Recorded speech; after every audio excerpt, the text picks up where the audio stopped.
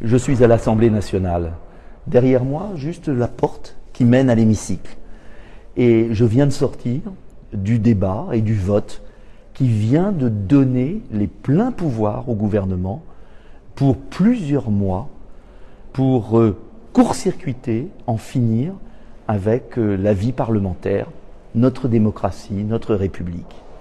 Ce qui s'est passé cet après-midi dans l'hémicycle est extrêmement grave.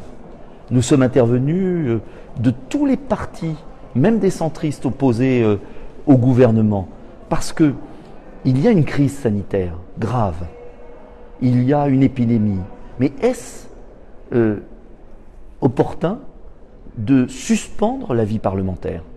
Surtout après les échecs, les incohérences, les contradictions du gouvernement. D'ailleurs, s'il y a une telle cacophonie, je l'ai expliqué tout à l'heure, c'est bien parce que le gouvernement n'écoute personne, ne consulte personne. Même au sein du gouvernement, ils ne s'entendent pas entre eux.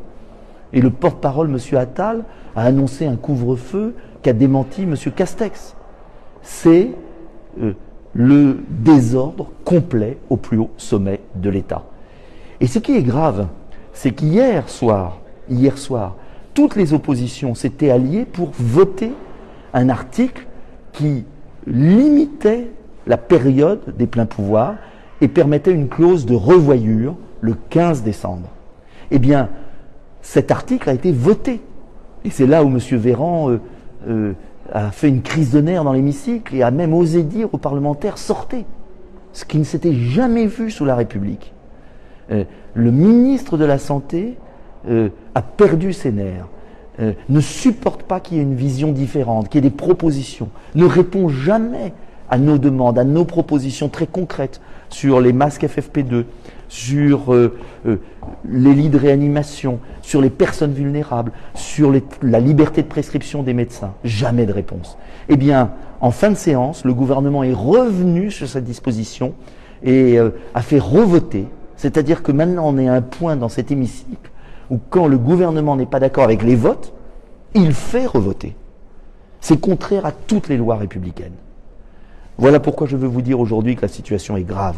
Diffusez cette vidéo. Aidez-nous à dire qu'il y a un plan B, qu'on peut agir autrement pour à la fois vaincre l'épidémie et éviter de tuer le pays. Il faut d'urgence changer de politique. J'ai fait toutes les propositions possibles, précises, pour lutter de manière ciblée contre l'épidémie et éviter les mesures de ce confinement incohérent, inadapté et inefficace. Il y a urgence, aidez-nous, diffusez cette vidéo, soutenez-nous. Plus que jamais, il y a besoin d'une voie alternative, car le Parlement ne va plus servir à rien pendant plusieurs mois.